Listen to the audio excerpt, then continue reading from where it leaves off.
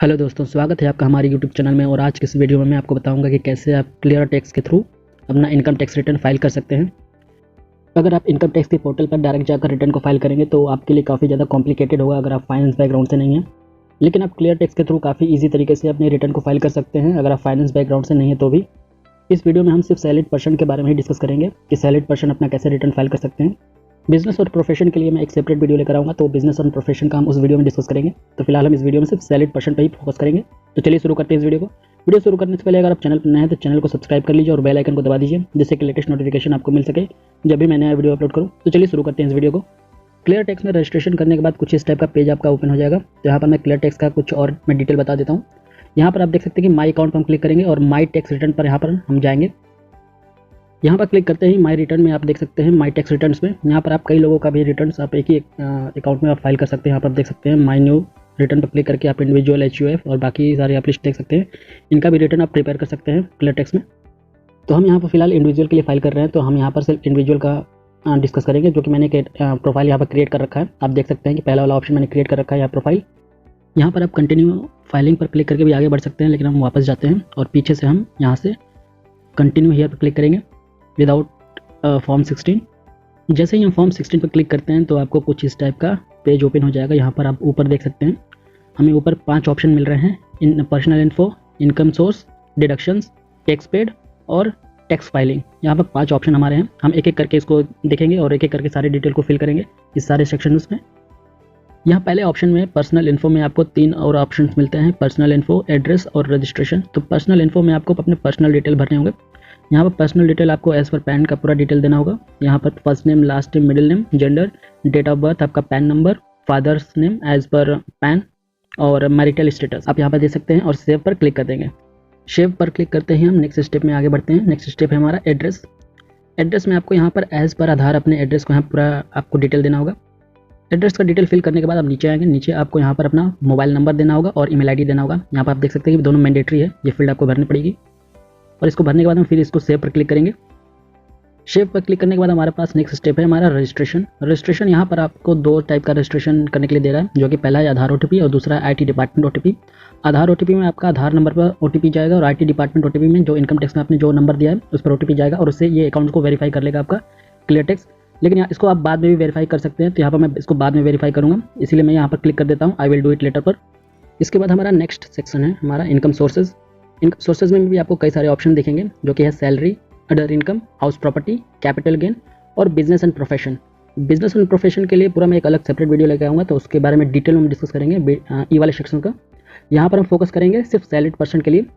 Clear tax में आपको एक चीज़ जरूर फायदा होगा कि अगर आपको इनकम टैक्स के फॉर्म की नॉलेज नहीं है तो यहाँ पर आपके इनकम के अनुसार जो भी फॉर्म आपके ऊपर आएगा ये ऑटोमेटिक बाय डिफॉल्ट ले लेता है। जैसे आपको सिलेक्ट नहीं करना होगा कि आपको ITR 1 भरना है, कि ITR 2 भरना है, कि ITR 3 भरना है या ITR 4 भरना है। ये ऑटोमेटिक आपके इनकम द्वारा जो भी आप इनकम यहाँ पर डालेंगे उसके अनुसार वो आपका फॉर्म सिलेक्ट कर लेता है। तो यहाँ पर हम पहले वाले ऑप्शन में आते हैं सैलरी। यहाँ पर आप देख सकते हैं कि यहाँ पर सैलरी में आपको एम्प्लॉयर के डिटेल को फिल करना होगा। सबसे पहले यहाँ पर आपको एम्प्लॉयर का डिटेल डालना होगा कि आपके कंपनी का नाम। तो यहाँ पर आप कंपनी का अपना नाम डाल सकते हैं। तो मैं यहाँ पर डेमो के तौर पर यहाँ पर कोई कंपनी सेलेक्ट कर लेता हूँ, ABC प्राइवेट लिमिटेड। मैंने डेमो के पर्पज़ के लिए सेलेक्ट कर लिया है। इसके बाद आपको एम्प्लॉयर का कैटेगरी टाइप आपको सिलेक्ट करना है कि आप एम्प्लॉयर किस कैटेगरी का है, प्राइवेट है या पब्लिक सेक्टर कंपनी है या गवर्नमेंट है या स्टेट गवर्नमेंट है, आप यहाँ से सिलेक्ट कर सकते हैं। मेरे केस में प्राइवेट है तो मैं प्राइवेट को सिलेक्ट करूँगा। इसके बाद हम नीचे आते हैं। नीचे आपको सैलरी इन्फॉर्मेशन में आपको यहाँ पर ग्रॉस सैलरी आपको डालनी होगी। ग्रॉस सैलरी में पहला वाला ऑप्शन आपको है सैलरी एज पर सेक्शन 17(1). तो 17(1) आपको आपके सैलरी स्लिप से मिल जाएगा, जो भी आपका सैलरी स्लिप होगा, या आपको फॉर्म 16 से भी मिल जाएगा कि सैलरी का कौन कौन सा पार्ट आपका 17(1) में आता है। यहाँ पर सैलरी में मेनली आपका बेसिक सैलरी, DA, आपको जितने भी अलाउंसेस मिलते हैं वो सारे आपके सेक्शन 17(1) में आएंगे। यहाँ पर आप प्लस का जो साइन दिया है वहाँ पर आप क्लिक करके इसको आप ड्रॉप डाउन करके आप देख भी सकते हैं। यहाँ पर आप सैलरी का डिटेल भी फिल कर सकते हैं, जो कि basic salary, house rent allowances, leave travel allowances और इसके अलावा भी कोई अलाउंसेस है तो ऐड आइटम पर क्लिक करके आप उस अलाउंसेस को चूज़ करके वहाँ पर अमाउंट को फिल कर सकते हैं। तो यहाँ पर मैं कोई रैंडम फिगर ले लेता हूँ। मैं यहाँ पर 3 लाख रुपये ले लेता हूँ बेसिक सैलरी। यहाँ पर जो भी आपको अमाउंट डालना है वो एनुअल डालना है। HRA यहाँ पर हाउस रेंट अलाउंसेस मैं चूज़ कर लेता हूँ, यहाँ पर 1,20,000 और लीव ट्रैवल अलाउंसेस मैं यहाँ 60,000 डाल देता हूँ। इसके अलावा कोई अलाउंसेस है तो आप यहाँ नीचे आइटम ऐड करके ऐड आइटम पर क्लिक करके यहाँ पर ऐड कर सकते हैं अलाउंसेस, जो भी आपका सैलरी का पार्ट होगा आपके सैलरी स्लिप से मिल जाएगा आपको। आप इसको यहाँ फिल कर सकते हैं। तो यहाँ पर आप देख सकते हैं कि आपकी जो ग्रॉस सैलरी बन रही है 4,80,000 की ग्रॉस सैलरी आपकी बन रही है। तो यहाँ पर मैं कुछ सैलरी को इंक्रीज़ भी कर देता हूँ। यहाँ से आप सैलरी को इंक्रीज़ भी कर सकते हैं। तो यहाँ पर मैं HRA को 1,80,000 रुपये तक करता हूँ और लीव ट्रैवल अलाउंसेस को मैं 90,000 कर देता हूँ। तो यहाँ पर देख सकते हैं कि आपका ग्रॉस इनकम आ रहा है 5,70,000। यहाँ पर आप डायरेक्ट ग्रॉस इनकम भर सकते हैं यहाँ पर ऊपर सेक्शन 17(1) में 5,70,000 का। तो यहाँ पर मैं 5,70,000 यहाँ पर फिल कर देता हूँ। इसके बाद आपका दूसरा ऑप्शन है सेक्शन 17(2). सेक्शन 17(2) में आपका जो भी सैलरी के अलावा जो भी आपको बेनिफिट्स मिल रहे हैं, जो भी आपको पर्जिक्यूट्स मिल रहे हैं, वो आप यहाँ पर एंटर कर सकते हैं। और सेक्शन 17(3) में भी जो भी आपको एडिशनल पर्जिक्यूट्स मिल रहे हैं सैलरी के अलावा, उसको भी आप यहाँ पर एंटर कर सकते हैं। सेक्शन 17(2) और 17(3) का जो भी डिटेल है आपको आपके फॉर्म 16 से आपने मिल जाएगा या आपके सैलरी स्लिप में होगा, आप यहाँ पर फिल कर सकते हैं। इसके अलावा कोई आपको इनकम फ्रॉम रिटायरमेंट से बेनिफिट मिल रहा है तो उसको भी आप यहाँ पर एंटर कर सकते हैं। इसके अलावा दूसरा ऑप्शन है हमारे पास एग्जेम्प्ट अलाउंसेस अंडर सेक्शन 10। अगर सेक्शन 10 के अंदर कोई भी अलाउंसेस आपको मिल रहा है तो यहाँ पर एंटर कर सकते हैं। जैसे कि HRA, अगर आप रेंटेड अपार्टमेंट में रहते हैं या रेंटेड हाउस में रहते हैं तो यहाँ पर आप HRA को क्लेम कर सकते हैं। तो HRA को कैलकुलेट पहले आपको करना होगा।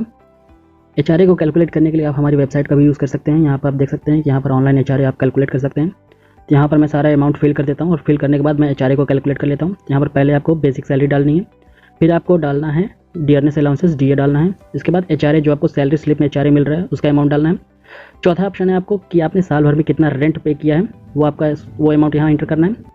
नीचे लास्ट वाले ऑप्शन में है do you live in metro city. अगर आप मेट्रो सिटी दिल्ली, मुंबई, चेन्नई और कोलकाता में रहते हैं तो यस करेंगे। इन 4 सिटीज़ के अलावा किसी और सिटी में रहते हैं तो आप यहाँ पर नो करेंगे। और जैसे ही आप इसको कैलकुलेट पर क्लिक करेंगे तो यहाँ पर आपको राइट साइड में आपको HRA एग्जाम्पशन मिल जाएगा कि आपका कितना HRA एग्जाम्प्ट हुआ है और कितना आपका HRA चार्जेबल है। तो यहाँ पर आप देख सकते हैं कि हमारा HRA एग्जाम्पशन है 19,000 और हमारा HRA चार्जेबल है 19,000, यानी हमें 90,000 का एग्जाम्पशन मिला है यहाँ पर HRA का। यहाँ पर आप एग्जाम्पशन क्लेम कर सकते हैं 90,000 का।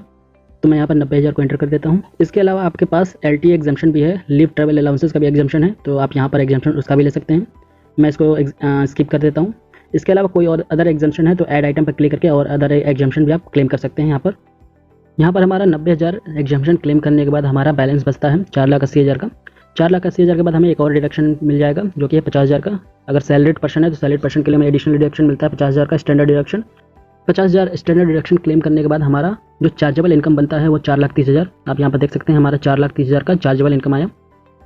इसके अलावा आप नीचे देख सकते हैं कि नीचे TDS का डिटेल हमें फिल करना है। अगर आपका इनकम टैक्सेबल है और आपका एम्प्लॉयर आपके सैलरी पर TDS काट रहा है तो पूरे फाइनेंशियल ईयर में कितना TDS डिडक्ट हुआ है आपकी सैलरी से, उसका आप यहाँ पर अमाउंट डाल सकते हैं पूरे TDS का। अगर आपको जानना है कि सैलरी पर TDS कैसे कैलकुलेट होता है तो उसके लिए मैंने एक सेपरेट वीडियो बनाकर रखा है, उस वीडियो को आप देख सकते हैं। उस वीडियो का लिंक मैं डिस्क्रिप्शन बॉक्स में या आई बटन में दे दूंगा, वहाँ से भी आप देख सकते हैं। यहाँ पर आपको 2 ऑप्शन दिख रहे हैं, सेव और save and another salary, add another salary. तो अगर आपका एक एम्प्लॉयर है, अगर आप एक फाइनेंशियल में एक से ज़्यादा कंपनियों में काम किया है तो यहाँ पर सेव ऐड अनदर सैलरी पर क्लिक करेंगे और उस एम्प्लॉयर को भी ऐड करेंगे। अगर आपने एक ही जगह काम किया है तो सिर्फ आप सेव बटन पर क्लिक करके कंटिन्यू कर सकते हैं। तो मैं आपको सेव ऐड अनदर सैलरी पर क्लिक करके दिखा देता हूँ कि आगे क्या प्रोसेस होगा। तो जैसे आप इस पर क्लिक करेंगे आपको सेकंड सैलरी का ऑप्शन आ जाएगा। यहाँ पर आप देख सकते हैं कि this is the salary two. यहाँ पर आप अपने सेकंड एम्प्लॉयर का डिटेल फिल कर सकते हैं और सेम प्रोसेस सेम डिटेल आपको फिल करना होगा जैसे कि आपने पहले एम्प्लॉयर का किया था। यहाँ पर मैं वापस आता हूँ तो आप देख सकते हैं कि यहाँ पर 2 एम्प्लॉयर ऐड है क्योंकि हमने एक ही एम्प्लॉयर का डिटेल फिल किया है, दूसरे एम्प्लॉयर को नहीं किया, तो यहाँ से मैं इसको डिलीट कर देता हूँ। लेकिन अगर आपके केस में सेम फाइनेंशियल ईयर में मल्टीपल एम्प्लॉयर हैं तो आप मल्टीपल एम्प्लॉयर को यहाँ पर ऐड कर सकते हैं, पूरा उनकी सैलरी डिटेल को ऐड कर सकते हैं। यहाँ पर देख सकते हैं कि फर्स्ट एम्प्लॉयर से हमारा जो सैलरी आ रहा है वो 4,30,000 का आ रहा है। नेक्स्ट ऑप्शन है हमारा अदर इनकम। अदर इनकम पर हम क्लिक कर लेते हैं। अदर इनकम पर क्लिक करते हैं आपको नीचे दिखेगा, आपको यहाँ पर कुछ डिटेल भरने होंगे। यहाँ पर आपको पहला इनकम भरना होगा इंटरेस्ट इनकम, जो कि आपको सेविंग बैंक से कोई अगर इंटरेस्ट मिला है तो आपको यहाँ पर कैलकुलेट करके यहाँ पर वैल्यू को एंटर करना होगा। सेम आपको नीचे इंटरेस्ट इनकम फ्रॉम डिपॉजिट्स, अगर आपने कोई FD कर रखा है तो उस FD पर जो भी आपको इंटरेस्ट मिल रहा है उसका डिटेल आपको नीचे फिल करना होगा। इसी तरह नीचे है इंटरेस्ट आपका, इंटरेस्ट ऑन PF, अगर PF पर इंटरेस्ट है तो आप यहाँ पर नीचे भी अमाउंट डाल सकते हैं। तो यहाँ पर मैं रैंडम सेविंग बैंक से इंटरेस्ट पर 5,000 डाल देता हूँ और FD डिपॉजिट पर 10,000 का मैं इंटरेस्ट डाल देता हूँ।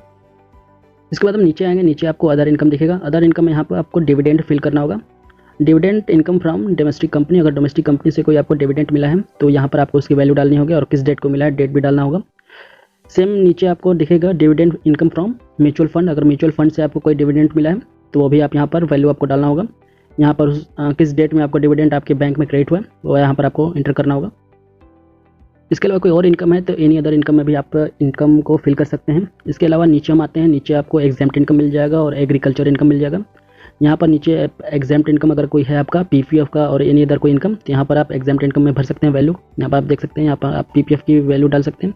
पीपीएफ के अलावा भी कोई आपके पास एग्जाम्प्ट इनकम आ रही है तो यहाँ पर नीचे आप उसका डिटेल डाल सकते हैं। सेम इसी तरह आप ऐड एग्रीकल्चर इनकम में भी डाल सकते हैं। यहाँ पर ऐड करते हैं और नीचे आपको यहाँ पर एग्रीकल्चर इनकम का पूरा डिटेल आपको फिल करना होगा। इन सारी डिटेल को डालने के बाद यहाँ पर हम सेव पर क्लिक करेंगे और आगे नेक्स्ट स्टेप में जाएंगे। हमारा नेक्स्ट स्टेप है हाउस प्रॉपर्टी। यहाँ पर हम नीचे click here to add house property detail पर क्लिक करके अपने डिटेल्स को ऐड कर सकते हैं। अगर आपने कोई प्रॉपर्टी अपने रेंट पर दिया है और वहाँ से आपको रेंट की इनकम आ रही है तो उसका डिटेल आप यहाँ फिल कर सकते हैं। आप ऊपर देख सकते हैं कि जो प्रॉपर्टी टाइप है, टाइप ऑफ हाउस प्रॉपर्टी, यहाँ पर आप रेंटेड डालेंगे या लेट आउट डालेंगे, यहाँ पर सिलेक्ट कर लेंगे। यहाँ पर हम रेंटेड प्रॉपर्टी को सिलेक्ट करेंगे तो जैसे सिलेक्ट करने के बाद आप नीचे देख सकते हैं, नीचे हमारे पास कुछ ऑप्शन आ जाएंगे। Income earn from house property, यहाँ पर आपको सारे जो भी इनकम आ रही है हाउस प्रॉपर्टी से, तो यहाँ पर आप सब उसका सारा डिटेल फिल कर सकते हैं। लेकिन अगर आपके पास कोई रेंटेड इनकम नहीं आ रही है हाउस प्रॉपर्टी से, तो अगर आपने कोई हाउसिंग लोन भी ले रखा है, अगर उस पर आप इंटरेस्ट पे कर रहे हैं तो आप इस पर इंटरेस्ट भी क्लेम कर सकते हैं यहाँ पर। तो यहाँ पर आपको सिलेक्ट करना होगा सेल्फ ऑक्यूपाइड। यहाँ पर मैं सेल्फ ऑक्यूपाइड सिलेक्ट कर लेता हूँ और आप नीचे देख सकते हैं कि नीचे लिखा हुआ है interest paid on housing loan. तो यहाँ पर आप मैक्सिमम 2 लाख तक का आप इंटरेस्ट पर क्लेम ले सकते हैं। इसके अलावा नीचे आप देख सकते हैं interest paid during the pre construction period of house property. अगर प्री कंस्ट्रक्शन पीरियड में भी अगर आप कोई इंटरेस्ट पे कर रहे हैं तो उस पर भी आप क्लेम ले सकते हैं। नीचे आप यहाँ पर उसका डिटेल फिल कर देंगे। इसके बाद आपको कुछ हाउस प्रॉपर्टी का डिटेल यहाँ पर फिल करना होगा, उसके एड्रेसेस यहाँ पर डालने होंगे और नीचे आपका है को ओनर डिटेल। यहाँ पर आपको को ओनर का डिटेल डालना होगा कि आप प्रॉपर्टी में 100% आपका स्टेक है या आप उसमें को ओनर हैं। को ओनर हैं तो कितने परसेंट स्टेक आपके पास है, शेयर आपके पास है, तो उसका डिटेल आपको डालना पड़ेगा। इसके बाद आप यहाँ पर भी 2 ऑप्शन आ रहे हैं, save and another house property. आपका एक से अधिक आपका हाउस प्रॉपर्टी है तो आप उसको ऐड भी कर सकते हैं। यहाँ पर हम एक ही करते हैं और सेव पर क्लिक करते हैं। सेव पर क्लिक करने के बाद हमारा नेक्स्ट ऑप्शन आ जाता है कैपिटल गेन। यहाँ पर कैपिटल गेन, अगर आपने कुछ शेयर मार्केट से आपकी इनकम हुई है तो यहाँ पर उसका डिटेल आपको फिल करना होगा। तो यहाँ पर हम click here to sold any assets पर क्लिक करते हैं। यहाँ पर आप देख सकते हैं कि पहला ऑप्शन आपको आ रहा है अपलोड फाइल्स। तो यहाँ पर आपका जो भी ब्रोकर होगा, जो भी ब्रोकरेज फर्म होगा जहाँ पर आपका डीमेट अकाउंट है, वहाँ से आप एक्सेल फाइल आप रिपोर्ट जनरेट कर सकते हैं पूरा फाइनेंशियल ईयर का और यहाँ पर डायरेक्ट अपलोड कर सकते हैं। जैसे यहाँ पर डायरेक्ट अपलोड करेंगे ऑटोमेटिक सारा डेटा फिल हो जाएगा। यहाँ पर अगर आपको रिपोर्ट जनरेट नहीं हुआ है या अपलोड नहीं कर पा रहे हैं तो यहाँ पर नीचे आप मैनुअली भी सारे डिटेल को ऐड कर सकते हैं। इसके बाद हम डेमो के तौर पे एक आपको दिखा देता हूँ। यहाँ पर जैसे आप क्लिक करते हैं शेयर एंड डिवेंचर पर, आपको ये सारे ऑप्शन आ जाएंगे। यहाँ पर आपको सिलेक्ट करना होगा टाइप ऑफ शेयर, लिस्टेड है या अनलिस्टेड है। स्टॉक मार्केट में जो लिस्टेड ही होगा आपका। यहाँ पर आप डेट ऑफ सेल डालेंगे और डेट ऑफ परचेज डालेंगे। जैसे यहाँ पर सेव पर क्लिक करेंगे, सेव पर क्लिक करते ही आपके पास और ऑप्शन खुल जाएंगे, ओपन हो जाएंगे। तो यहाँ पर आपका डिस्क्रिप्शन ऑफ एसेट सोल्ड डाल सकते हैं, सेल प्राइस डाल सकते हैं, ट्रांसफर एक्सपेंसेस डाल सकते हैं, परचेज प्राइस डाल सकते हैं। ये सारा डिटेल आपको अपने डीमेट अकाउंट से मिल जाएगा। यहाँ पर सारे डिटेल को फिल करने के बाद आप यहाँ पर सेव पर क्लिक कर सकते हैं। इसी तरह आप और भी डिटेल्स को ऐड कर सकते हैं, जैसे म्यूचुअल फंड हो गया आपका, स्टॉक ऑप्शन यानी फ्यूचर एंड ऑप्शन हो गया आपका, लैंड एंड बिल्डिंग और एनी अदर एसेट्स हो गए। यहाँ से आप इसको मैनुअली भी ऐड कर सकते हैं। इसके बाद हम नेक्स्ट ऑप्शन पर जाएंगे, business and profession. Business and profession को हम डिटेल में नेक्स्ट वीडियो में समझेंगे। लेकिन आप सैलरीड पर्सन हैं और आप कोई आपका बिजनेस भी है, साइड बिजनेस भी है, तो आप यहाँ से उसके भी डिटेल्स को ऐड कर सकते हैं। तो यहाँ पर हम क्लिक करेंगे ऐड इनकम फ्रॉम बिजनेसेस। इसके बाद हम यहाँ पर आप देख सकते हैं कि अगर आपका बिजनेस है तो आप यहाँ पर 44 AD में अपना बिजनेस का डिटेल ऐड कर सकते हैं। प्रेजेंटिव इनकम अंडर सेक्शन 44 AD। अगर आप कोई प्रोफेशनल सर्विसेज दे रहे हैं तो यहाँ पर आप 44 AD में अपने डिटेल्स को ऐड कर सकते हैं। तो हम मान के चलते हैं कि हमारा जो क्लाइंट है वो IT सर्विस देता है, पार्ट टाइम एक प्रोफेशनल सर्विसेज दे रहा है, तो यहाँ पर हम 44 AD में ऐड करेंगे। यहाँ पर आपको नेचर ऑफ बिजनेस को सिलेक्ट करना होगा। आप यहाँ पर नेचर ऑफ बिजनेस को सिलेक्ट कर सकते हैं, ट्रेड का नाम डाल सकते हैं, बिजनेस का नाम, डिस्क्रिप्शन भी डाल सकते हैं और यहाँ पर आपको ग्रॉस टर्नओवर डालना है और उसके बाद आपका टोटल नेट इनकम कितना होता है आपने साल भर में किया है उसका डिटेल आपको यहाँ पर डालना होगा। तो मैं यहाँ पर डेमो के तौर पर 2.5 लाख का मैं दिखा देता हूँ कि 2.5 लाख का टर्नओवर लास्ट ईयर में फाइनेंशियल ईयर में हुआ है और इस पर हमने लगभग 1.5 लाख तक का प्रॉफिट जनरेट किया है। और इसको हम सेव पर क्लिक करेंगे। शेप पर क्लिक, अच्छा इसमें आपको पहले नेचर ऑफ बिजनेस ऐड करना है, तो यहाँ पर मैं नेचर ऑफ बिजनेस सेलेक्ट कर लेता हूँ, कोई IT सर्विसेज। यहाँ पर ट्रेड का नाम मैं डाल देता हूँ कोई भी ABC और फिर इसके बाद हम नीचे सेव पर क्लिक करेंगे तो ये आपका ये आपका सेव हो जाएगा 44 AD में। बिजनेस या प्रोफेशन 44 AD में अगर कोई आप डिटेल ऐड करते हैं तो यहाँ पर कुछ चीज़ों को और भरना पड़ेगा आपको डिटेल को। यहाँ पर आप देख सकते हैं उसका एरर आ रहा है तो उसका डिटेल हम यहाँ पर फिल कर लेते हैं। यहाँ पर आपको 4 चीज़ें मैंडेटरी है फिल करना। अगर आप बिजनेस एंड प्रोफेशन सेक्शन में भर रहे हैं तो यहाँ पर आपको डालना होगा स्टॉक इन ट्रेड, क्योंकि हम प्रोफेशनल सर्विसेज दे रहे हैं तो हमारा स्टॉक इन ट्रेड 0 होगा। सन्ड्री डेटर्स, आपको कितना पैसा भी लेना है अपने सब कस्टमर से उसका डिटेल डालना होगा, तो यहाँ पर मैं 0 डाल देता हूँ। और सन्ड्री क्रेडिटर यानी कितना आपको सप्लायर को पे करना है, तो इसको भी मैं 0 डाल देता हूँ। इसके बाद आपका नेक्स्ट है हमारा अमाउंट ऑफ कैश बैलेंस, यानी ये आपका फाइनेंशियल ईयर के एंड तक 31 मार्च तक आपके पास कितना कैश बैलेंस बचा है। तो यहाँ पर मैं लमसम अमाउंट डाल देता हूँ 50,000, 50,000 का हमारे पास कैश बैलेंस बचा था। इसके अलावा हमें कोई और डिटेल फिल करने की ज़रूरत नहीं है, मैंडेटरी नहीं है इसमें। तो यहाँ पर हम सेव पर क्लिक करते हैं और यहाँ पर देख सकते हैं कि हमें ग्रीन टिक आ चुका है, यानी हमारा सक्सेसफुली हमने सेव कर लिया है अपनी डिटेल्स को। यहाँ पर और भी डिटेल्स को आप ऐड कर सकते हैं, ऐड अनदर बिजनेस में क्लिक करके। यहाँ से आप इसको एडिट भी कर सकते हैं, डिलीट भी कर सकते हैं। अगर आप सैलरीड पर्सन है और आप छोटे लेवल पर कोई सर्विसेज दे रहे हैं तो आप उस सर्विसेज को आप अदर इनकम में भी ऐड कर सकते हैं। यहाँ पर बिजनेस एंड प्रोफेशन में ऐड करने की ज़रूरत नहीं है आपको। सारे डिटेल फिल करने के बाद हम गो टू नेक्स्ट पर करेंगे और डिडक्शन सेक्शन में आ जाएंगे। यहाँ पर आप देख सकते हैं कि इसमें भी हमें 3 ऑप्शन दिख रहे हैं, सेक्शन 80 डिडक्शन और मोर डिडक्शन और अदर डिडक्शन, जो कि मेजर पॉपुलर डिडक्शन है 80। तो 80 के अंदर जो भी डिडक्शन आएंगे 80C 80D और 80 TTA वो सारा आपको इसमें मिल जाएगा। इसके बाद हम सबसे पहले अपने डिडक्शन में आ जाते हैं, जो कि हमारा पहला डिडक्शन है सेक्शन 80C। 80C के अंदर आप देख सकते हैं कि नीचे आप पढ़ सकते हैं किस किस चीज़ में आप डिडक्शन ले सकते हैं। यहाँ पर मैक्सिमम आप 1,50,000 तक का डिडक्शन क्लेम कर सकते हैं, जो कि आपका LIC इंश्योरेंस प्रीमियम, PPF, आपका नीचे EPF, ESS, ELSS, mutual fund और भी अदर भी आप नीचे देख सकते हैं कि आप किस में आप डिडक्शन क्लेम कर सकते हैं 1,50,000 तक का। तो मैं यहाँ पर एक डेमो अमाउंट डाल देता हूँ कोई रैंडम सा। मैं यहाँ पर 55,000 का क्लेम कर देता हूँ यहाँ पर, क्योंकि मैं 55,000 का LIC और PPF का मैं क्लेम कर रहा हूँ। इसके अलावा आप नीचे देख सकते हैं सेक्शन 80 TTA, यहाँ पर 5,000 बाई डिफ़ॉल्ट आ रहा है, क्योंकि हमने इससे पहले आपको याद होगा कि हमने लास्ट में अदर इनकम में सेविंग बैंक पर इंटरेस्ट 5,000 ऐड किया था। और आपको जैसे कि पता होगा कि हम सेविंग बैंक पर जो भी इंटरेस्ट मिल रहा है उस पर 10,000 तक का डिडक्शन क्लेम कर सकते हैं मैक्सिमम। तो यहाँ पर हम 5,000 डालें तो ये हमारे 5,000 का पूरा हमें क्लेम हो जाएगा। इसके बाद हमारा नेक्स्ट सेक्शन है सेक्शन 80G। 80G में अगर आपने कोई डोनेशन किया है या कोई चैरिटेबल ऑर्गेनाइजेशन में चैरिटी किया है तो उस पर भी आपको क्लेम मिल जाएगा। यहाँ पर आप ऐड डोनेशन पर क्लिक करके यहाँ से ऑर्गेनाइजेशन सेलेक्ट कर सकते हैं कि किस ऑर्गेनाइजेशन में आपने डोनेशन दिया है या चैरिटी किया है, उसका पूरा डिटेल आपको यहाँ पर फिल करना होगा। फिल करने के बाद आप यहाँ पर सेव पर क्लिक करके उसको सेव कर सकते हैं। तो मैं यहाँ पर 80G को स्किप कर देता हूँ, यहाँ पर कोई डिटेल मैं नहीं भरता हूँ और यहाँ पर सेव पर क्लिक करता हूँ। सेव पर क्लिक करते ही हम नेक्स्ट स्टेप में चले जाएंगे, मोर डिडक्शन। यहाँ पर आप देख सकते हैं कि आपका सेक्शन 80D जो कि मेडिकल क्लेम आप ले सकते हैं मेडिकल इंश्योरेंस पर। अगर आपको मेडिकल इंश्योरेंस के प्रीमियम पर क्लेम लेना है खुद के लिए या अपने फैमिली के लिए, अगर उनकी उम्र या आपकी उम्र 60 साल से नीचे है तो आप मैक्सिमम 25,000 तक का क्लेम ले सकते हैं। अगर आपको अपने पेरेंट्स पर क्लेम लेना है, अगर पेरेंट्स आपके 60 साल से कम हैं तो 25,000 का एडिशनल आपको क्लेम मिल जाएगा। अगर आपके पेरेंट्स 60 साल से ऊपर के हैं तो आप 50,000 तक का क्लेम मैक्सिमम ले सकते हैं। इसके अलावा प्रिवेंटिव हेल्थ चेकअप पर आप मैक्सिमम 5,000 तक का क्लेम ले सकते हैं। तो यहाँ पर अगर आपका दोनों में से कोई भी हो तो उस पर आप क्लेम ले सकते हैं। तो यहाँ पर मैं डेमो में कुछ नहीं ले रहा हूँ, उसको स्किप कर रहा हूँ इस ऑप्शन को। इसके बाद हमारा नेक्स्ट सेक्शन है सेक्शन 80E। अगर आपने एजुकेशन पर कोई लोन लिया है, एजुकेशन लोन लिया है और उसका इंटरेस्ट पर आप क्लेम लेना चाहते हैं तो आप सेक्शन 80E में इंटरेस्ट अमाउंट सारे फिल करके आप उस पर भी क्लेम ले सकते हैं। इसके अलावा आप 80CC पर भी क्लेम ले सकते हैं। कोई कंट्रीब्यूशन आपका पेंशन प्लान है तो उस पर भी ले सकते हैं। इसके अलावा कोई और डिडक्शन पर आपको क्लेम लेना है तो आपको नीचे सेक्शन मिल जाएंगे, उस पर सारी डिटेल लिखे होंगे। जैसे कि आपका नेक्स्ट है 80CCD और 80CCD2। इस पर क्लिक करके आप सेव पर क्लिक कर सकते हैं। इनके अलावा भी कोई अदर डिडक्शन पर आपको क्लेम लेना है जैसे डिसेबिलिटी पर, तो आप यहाँ पर अदर डिडक्शन में जाकर डिसेबिलिटी पर भी क्लेम ले सकते हैं। और इसके बाद हम गो टू नेक्स्ट पर क्लिक करेंगे। गो टू पर नेक्स्ट पर क्लिक करने के बाद हमारा 3 सेक्शन कंप्लीट हो जाएगा और हम चौथे सेक्शन में आ जाएंगे टैक्स पेड पर। टैक्स पेड में भी आपको 2 ऑप्शन दिख रहे हैं, TDS और सेल्फ टैक्स पेमेंट। तो पहले हम TDS को देख लेते हैं। अगर आपके इनकम पर किसी प्रकार का TDS डिडक्ट हो रहा है तो आपको यहाँ पर डिटेल फिल कर सकते हैं। ये सारे डिटेल जो भी आप मैनुअली फिल करिएगा वो फॉर्म 26A से रिकन्सिलेशन के बाद ही फिल करिएगा।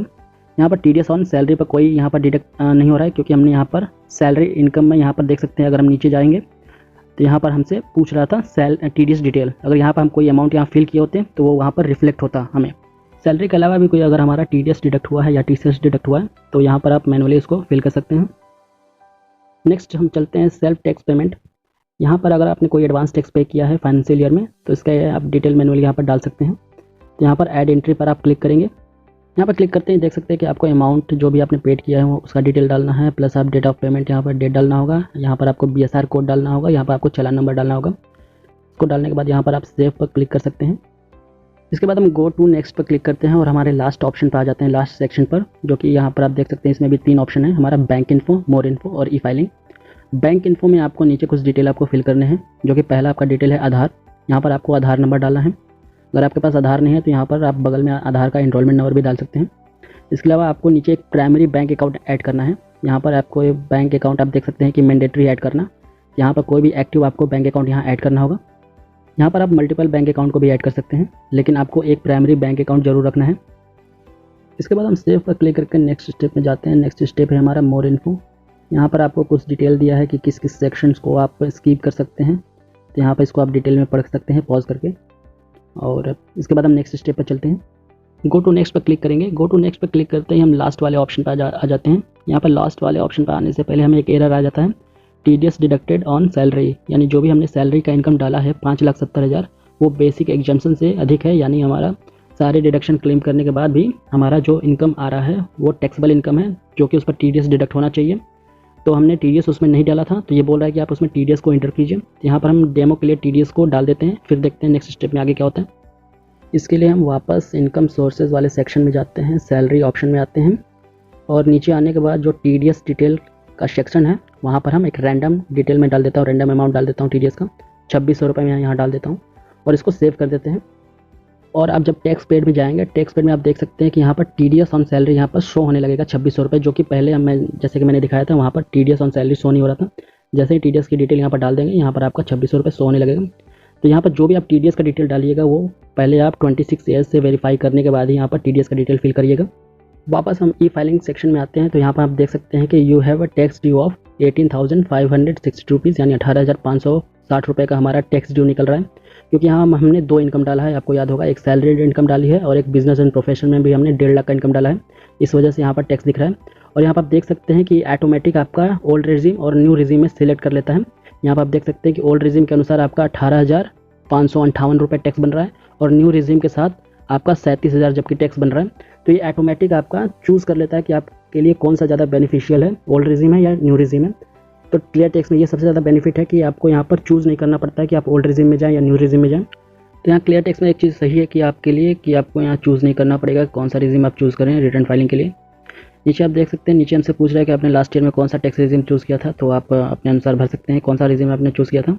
इसके बाद आपका करंट फाइनेंशियल ईयर में हमारा कौन सा टैक्स रिजीम है हम ऑप्ट कर रहे हैं। यहाँ पर हम बाय डिफ़ॉल्ट यहाँ पर ओल्ड रिजीम सिलेक्ट करें, तो हम ओल्ड रिजीम ही भरेंगे क्योंकि ओल्ड रिजीम में हमारा ज़्यादा टैक्स हमारे बच रहे हैं। इसके बाद नीचे हमें इनकम और डिडक्शन और टैक्स ड्यू का ब्रेकडाउन दिया हुआ है, उसको भी आप देख सकते हैं। इसके अलावा ये भी देख सकते हैं कि यहाँ पर बाय डिफ़ॉल्ट आपका ITR फॉर्म ITR 4 सिलेक्ट है, तो यानी जो भी आप इनकम भरेंगे, आप चाहे सैलरीड इनकम हो, बिजनेस एंड प्रोफेशनल इनकम हो, आपके इनकम के अनुसार ये बाय डिफ़ॉल्ट फॉर्म आपका चूज़ कर लेता है। यहाँ पर आपको फॉर्म चूज़ नहीं करना पड़ता है कि आपको कौन से फॉर्म में आपको इनकम टैक्स रिटर्न फाइल करना है, ये ऑटोमेटिक आपके इनकम के अकॉर्डिंग ही अपना फॉर्म चूज़ कर लेता है। तो ये सबसे अच्छी चीज़ है इसमें। पूरा डिटेल फिल करने के बाद यहाँ पर आपका कंप्यूटेशन रेडी हो जाता है। यहाँ से आप इसको वर्ड में डाउनलोड भी कर सकते हैं या इसको प्रिंट भी कर सकते हैं। और ये इसमें वर्ड में सारा आपका जो भी आपने इनकम डिटेल या डिडक्शन आपने क्लेम किया है उसका सारा ब्रेकडाउन यहाँ पर होगा, और आपका कितना टैक्स ड्यू है, कितना इंटरेस्ट आपके टैक्स पर लगा है, वो सारे डिटेल आपको यहाँ पर मिल जाएंगे। इसके अलावा अगर हम इनकम में से जैसे बिजनेस एंड प्रोफेशन इनकम हमने ऐड किया है, उस इनकम को अगर हम हटा देते हैं तो उसके बाद क्या रिजल्ट आता है वो हम देख लेते हैं। तो इसके लिए हम इनकम सोर्सेज में चले जाते हैं, बिजनेस एंड प्रोफेशन में चले जाते हैं। यहाँ पर जो हमने इनकम ऐड किया था उसको हम डिलीट कर देते हैं। डिलीट पर क्लिक करते ही हम वापस टैक्स फाइलिंग में आते हैं और लास्ट वाले ऑप्शन में ई फाइलिंग पर आते हैं। तो यहाँ पर आप देख सकते हैं अब हमारा टैक्स नहीं बन रहा है। 18,560 का जो हमारा टैक्स बन रहा था, अब यहाँ पर हमें 2600 रुपये जो हमारा TDS हमने यहाँ पर डाला था वो TDS अब हमें रिफंड हो रहा है। बिजनेस एंड प्रोफेशन इनकम को डिलीट करने के बाद आप यहाँ पर देख सकते हैं कि जो हमारा बाय डिफ़ॉल्ट फॉर्म सिलेक्ट हुआ है ITR 1 सिलेक्ट हो गया है। तो यहाँ पर जैसे ही हम बिजनेस एंड प्रोफेशन के डिटेल को हटाएं, हमारा बाय डिफ़ॉल्ट जो फॉर्म है ITR 1 सिलेक्ट हो गया। तो यहाँ पर आपके इनकम के अनुसार जो भी आपका फॉर्म है ऑटोमेटिक सिलेक्ट हो जाता है। इसके बाद हम ई फाइलिंग पर क्लिक करते हैं। ई फाइलिंग पर क्लिक करने के बाद हम यहाँ पर देख सकते हैं कि यहाँ पर आ जाता है जो रजिस्ट्रेशन हमने I will do it later किया था, यहाँ से वेरीफाई करने के लिए बोल रहे हैं, जो कि हम आधार और IT डिपार्टमेंट OTP द्वारा भी वेरीफाई कर सकते हैं। इसको वेरीफाई करने के बाद हम इसको यहाँ से सबमिट करके यहाँ पर अपने रिटर्न को फाइल भी कर सकते हैं यहाँ से। तो ये वीडियो था कि कैसे आप क्लियर टैक्स के थ्रू अपना इनकम टैक्स रिटर्न फाइल कर सकते हैं, वो भी बिना किसी की हेल्प के। अगर आप सैलरीड पर्सन है तो इस वीडियो में मैंने सारा डिटेल्स को कवर कर लिया है। इस वीडियो से रिलेटेड कोई भी आपको पास डाउट हो तो नीचे कमेंट करिएगा, मैं उसका आंसर ज़रूर दूंगा। अगर आपको वीडियो इन्फॉर्मेटिव लगा हो तो वीडियो को लाइक करिए, वीडियो को शेयर करिए। आप हमारे वीडियो तो देख रहे हैं लेकिन हमारे चैनल को सब्सक्राइब नहीं कर रहे हैं, क्योंकि 77% लोगों ने हमारे चैनल को सब्सक्राइब नहीं किया है और वीडियो हमारे देख रहे हैं। तो मेरा उनसे रिक्वेस्ट है कि आप चैनल को ज़रूर सब्सक्राइब कर लें, क्योंकि एक सब्सक्राइब हमें मोटिवेट करता है हमारे नेक्स्ट वीडियो के लिए। तो फिलहाल चैनल को सब्सक्राइब कर लीजिए और बेल आइकन को भी दबा दीजिए, जिससे कि नोटिफिकेशन